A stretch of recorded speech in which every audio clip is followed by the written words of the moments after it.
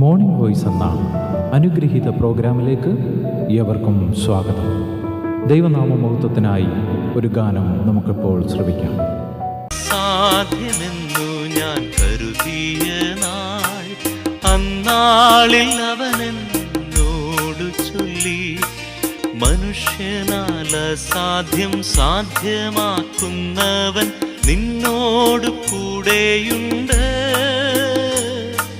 മനുഷ്യനാൽ അസാധ്യം സാധ്യമാക്കുന്നവൻ നിന്നോട് കൂടെയുണ്ട്. ഇന്ന് വചനത്തിൽ നിന്ന് നമ്മോട് സംസാരിക്കുന്നത് കർത്താവിൻ്റെ ശ്രേഷ്ഠദാസൻ വിനോദ് തോമസ് കോട്ടയം. പ്രാർത്ഥനയോടെ ധ്യാന ചിന്തകൾ നമുക്ക് ശ്രമിക്കാം. ദൈവനാമത്തിന് മഹത്വം. മോർണിംഗ് വോയിസിലൂടെ ദൈവവചനം ശ്രവിക്കുന്ന എല്ലാ ബഹുമാന്യ സ്നേഹിതർക്കും ലോകരക്ഷിതാവായ യേശുക്രിസ്തുവിന്റെ നിസ്തുല്യ നാമത്തിലുള്ള പ്രഭാതവന്ദനം. 1 പത്രോസ് അതിൻ്റെ 1-ാം അധ്യായത്തിന്റെ 21-ാമത്തെ വാക്യം വായിക്കുവാൻ ആഗ്രഹിക്കുന്നു. നിങ്ങളുടെ വിശ്വാസവും പ്രത്യാശയും ദൈവത്തിൽ വെച്ചുകൊള്ളേണ്ടതിന് ദൈവം അവനെ മരിച്ചവരിൽ നിന്ന് എഴുന്നേൽപ്പിച്ചു, അവന് തേജസ് കൊടുത്തും ഇരിക്കുന്നു. 20-ാം വാക്യത്തിൽ നിങ്ങൾ നിമിത്തം ഈ അന്ത്യകാലത്ത് വെളിപ്പെട്ടവനുമാകുന്നു എന്ന് പറയുന്ന 21-ാം വാക്യത്തിലേക്ക് പ്രവേശിക്കുന്ന ദൈവജനത്തിന് വേണ്ടി കർത്താവ് അന്ത്യകാലത്തിൽ വെളിപ്പെട്ടു. ആ കർത്താവ് എന്താണ് ചെയ്തത്? പിതാവ് ആ കർത്താവിന് എന്തൊക്കെ ചെയ്തു? അതുകൊണ്ട് ദൈവജനം എന്ത് ചെയ്യണം, ദൈവമക്കൾ എന്ത് ചെയ്യണം എന്നാണ് 21-ാം വാക്യത്തിൽ നമ്മൾ കാണുന്നത്. ദൈവം അവനെ മരിച്ചവരുടെ ഇടയിൽ നിന്ന് എഴുന്നേൽപ്പിച്ചു, അവന് തേജസ് കൊടുത്തും ഇരിക്കുന്നു. കർത്താവായ യേശുക്രിസ്തു നമുക്ക് വേണ്ടി ക്രൂശിൽ മരിച്ചു. മനുഷ്യവർഗത്തിന്റെ പാപത്തിന് പരിഹാരത്തിന് വേണ്ടി അവരുടെ പാപത്തിന് ശിക്ഷയായ മരണം ഏറ്റെടുത്തുകൊണ്ട് അവിടുന്ന് ക്രൂശിൽ പ്രതിപകരയാഗമായി തീർന്ന് പാപത്തിന്റെ ശമ്പളമായ ആ മരണം അനുഭവിച്ചു. അങ്ങനെ ആ യേശുക്രിസ്തുവിന്റെ ക്രൂശ് മരണം കൊണ്ട് ലോകത്തുള്ള സർവ്വ മനുഷ്യരുടെയും പാപത്തിന് പരിഹാരം വന്നു. ആ കർത്താവിന്റെ ക്രൂശ് മരണത്തിലൂടെ പാപത്തിന് പരിഹാരം വന്നു എന്നതിന്റെ തെളിവാണ് അവിടുത്തെ ഉയർത്തെഴുന്നേൽപ്പ്. ഇവിടെ എങ്ങനെയാണ് പറയുന്നത്? ദൈവം മരിച്ചവരുടെ ഇടയിൽ നിന്ന് എഴുന്നേൽപ്പിച്ചു. കർത്താവായ യേശുക്രിസ്തുവിന്റെ ഉയർത്തെഴുന്നേൽപ്പ് മൂലം നമ്മുടെ പാപത്തിന് പരിഹാരം വന്നു എന്നും നമുക്ക് നീതീകരണം ലഭിച്ചു എന്നുള്ളതുമാണ്. മാത്രമല്ല, ആ കർത്താവായ യേശുക്രിസ്തുവിന് പിതാവായ ദൈവം തേജസ് നൽകിയിരിക്കുന്നു. എബ്രായലേഖനം 2-ാം അധ്യായത്തിൽ നാം വായിക്കുന്നുണ്ട്, നാം അവനെ മഹത്വവും ബഹുമാനവും അണിഞ്ഞവനായി കാണുന്നു. എബ്രായലേഖനം അതിൻ്റെ 2-ാം അധ്യായത്തിൽ ലേഖനകാരൻ പറയുന്നു, അനേകം പുത്രന്മാരെ തേജസ്സിലേക്ക് നയിക്കേണ്ടതിന് രക്ഷാനായകൻ കഷ്ടാനുഭവങ്ങളാൽ തികഞ്ഞവനായി തീർന്നു. യേശുക്രിസ്തുവിന്റെ ക്രൂശിൽ മരണം മൂലം മനുഷ്യന് ഏദൻ തോട്ടത്തിൽ നഷ്ടപ്പെട്ടു പോയ തേജസ് തിരികെ ലഭിക്കുവാൻ കാരണമാകുന്നു. അതിന്റെ തെളിവെന്താണ്? ആ കർത്താവ് ഇന്ന് മഹത്വം ബഹുമാനം അണിഞ്ഞവനായിട്ടിരിക്കുന്നു. കർത്താവ് തന്നെ പറയുന്നുണ്ട്, ക്രിസ്തു ഇങ്ങനെ കഷ്ടമാക്കി അനുഭവിച്ചിട്ട് പിതാവിന്റെ മഹത്വത്തിൽ കിടക്കേണ്ടതല്ലയോ? കർത്താവായ യേശുക്രിസ്തുവിന്റെ മരണം, അവിടുത്തെ ഉയർത്തെഴുന്നേൽപ്പ്, അങ്ങനെ തേജസ്സിലേക്ക് കർത്താവ് പ്രവേശിച്ചു. അവിടുന്ന് നമ്മുടെ മുന്നോടിയായിട്ടാണ് പ്രവേശിച്ചിരിക്കുന്നത്. ആ ക്രിസ്തു തേജസ്സിൽ വെളിപ്പെടുമ്പോൾ നമ്മളും ആ കർത്താവിനോടുകൂടെ തേജസ്സിൽ വെളിപ്പെടും. ആത്മാവാകുന്ന കർത്താവിന്റെ ദാനമായി തേജസ്സിന്മേൽ തേജസ് പ്രാപിച്ച് അതേ പ്രതിമയായി രൂപാന്തരപ്പെടും. നമ്മുടെ താഴ്ചയുള്ള ശരീരം കർത്താവിന്റെ മഹത്വമുള്ള ശരീരത്തോട് അനുരൂപമായി രൂപാന്തരപ്പെടും. കർത്താവിനെ താൻ ഇരിക്കും പോലെ നാം കാണുന്നതാകുന്നതുകൊണ്ട് അവിടുത്തെ നാം സദൃശന്മാരായിത്തീരും. കർത്താവായ യേശുക്രിസ്തുവിന്റെ രക്ഷയ്ക്കായിട്ട് നമ്മളെ വിളിച്ചിരിക്കുന്ന കർത്താവായ യേശുക്രിസ്തുവിന്റെ മഹത്വം പ്രാപിപ്പാനാണ്. ആ മഹത്വത്തിലേക്ക് നമ്മളെയും ചേർപ്പാനാണ്. ആത്മീയമായിട്ട് നാം മഹത്വം ലഭിച്ചിരിക്കുകയാണ്. അവൻ മുന്നറിഞ്ഞവരെ വിളിച്ചവരെ നീതീകരിച്ചവരെ തേജസ്കരിച്ചും ഇരിക്കുന്നു. നമുക്ക് തേജസ് ലഭിച്ചിരിക്കുകയാണ്. ഇത് നാം തേജസ്സിൽ വെളിപ്പെടാൻ പോവുകയാണ്.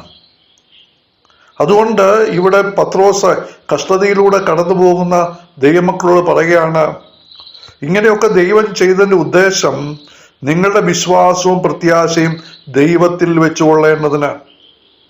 ഈ കർത്താവായി ഉയർത്തുന്നേറ്റ കർത്താവായി യേശുക്രിസ്തു മഹത്വകാരിയായിട്ട് നാം കാണുമ്പോൾ നമ്മുടെ വിശ്വാസവും പ്രത്യാശയും നാം ദൈവത്തിൽ വെക്കണം. നമ്മുടെ വിശ്വാസം എന്ന് പറയുമ്പോൾ അതിന് 3 തലത്തിലുണ്ട്. കഴിഞ്ഞ നാളുകളിൽ കർത്താവ് എന്തു ചെയ്തു? അവിടുന്ന് മരിച്ചു, അടക്കപ്പെട്ടു, ഉയർത്തുന്നേറ്റ് സ്വർഗാരോഹണം ചെയ്തു. അതാണ് നമ്മുടെ വിശ്വാസത്തിന്റെ പൂർവ്വകാല അടിസ്ഥാനം. ഇന്ന് ആ ക്രിസ്തുവിനോടുകൂടെ നാം ഉയർത്തെഴുന്നേറ്റ് ജീവിക്കുകയാണ്. അത് നമ്മൾ വിശ്വസിക്കുകയാണ്. നാം പാപത്തിന് മരിച്ച് നീതിക്ക് ജീവിക്കുകയാണ്. പുതിയ സൃഷ്ടിയായി തീർന്നിരിക്കുന്നു. ദൈവവചനം പറയുന്നു. അത് നാം വിശ്വസിച്ചിരിക്കുകയാണ്.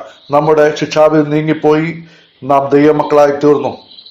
ഇനി ഭാവിയിൽ എന്ത് സംഭവിക്കും എന്നാണ് നമ്മൾ വിശ്വസിക്കുന്നത്? നമ്മുടെ കർത്താവ് വരും, അവിടുന്ന് വന്ന് നമ്മെ ചേർക്കും, നാം അവിടുത്തോടുകൂടെ എപ്പോഴും ആയിരിക്കും. അതാണ് നാം ഭാവിയോടുള്ള ബന്ധത്തിൽ വിശ്വസിക്കുന്നത്.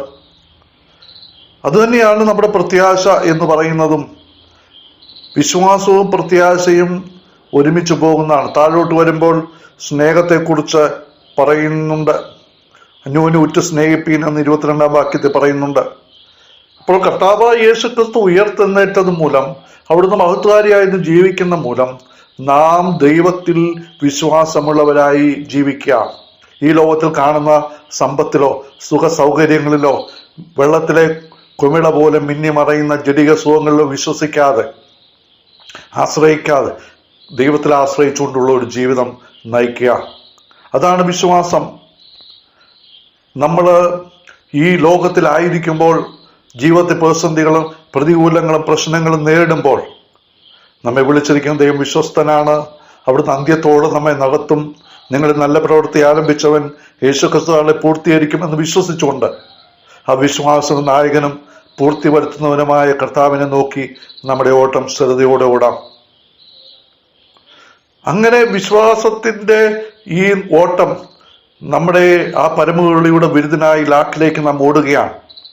വിശ്വാസം കാക്കുകയാണ്. അങ്ങനെ വിശ്വാസം പൂർത്തീകരിക്കുമ്പോൾ നമുക്ക് വിശ്വസ്തത, സ്വർഗത്തിലെ ദൈവത്തിന്റെ പക്കൽ നിന്ന് വിശ്വസ്തദാസനെ എന്നുള്ള വിളി കേൾക്കുവാൻ സാധിക്കും.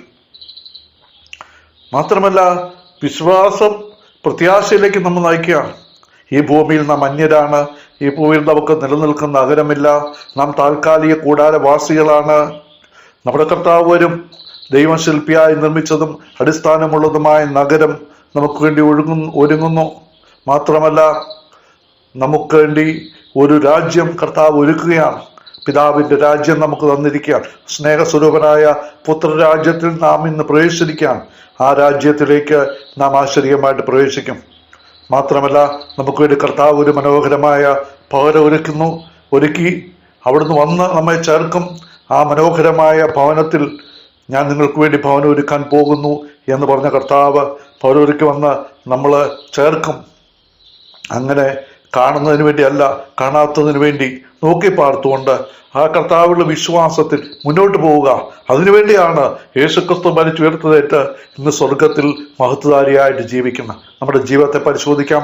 നമ്മുടെ വിശ്വാസം എങ്ങനെയുണ്ട്? നമ്മുടെ പ്രത്യാശ എങ്ങനെയുണ്ട്? നമ്മുടെ സ്നേഹം എങ്ങനെയുണ്ട്? നാം കർത്താവിന് വേണ്ടി വരവിനായി ഒരുങ്ങുന്നുണ്ടോ? നമ്മെ തന്നെ പരിശോധിച്ച് ജീവിതത്തെ ക്രമീകരിച്ചുകൊണ്ട് ഈ നല്ല കർത്താവിൽ വിശ്വസിച്ച് ആ കർത്താവിലുള്ള പ്രത്യാശയിൽ വർദ്ധിച്ചു വരുവാൻ ദൈവത്തിന്റെ ആത്മാവ് നമ്മെ സഹായിക്കുമാറാകട്ടെ.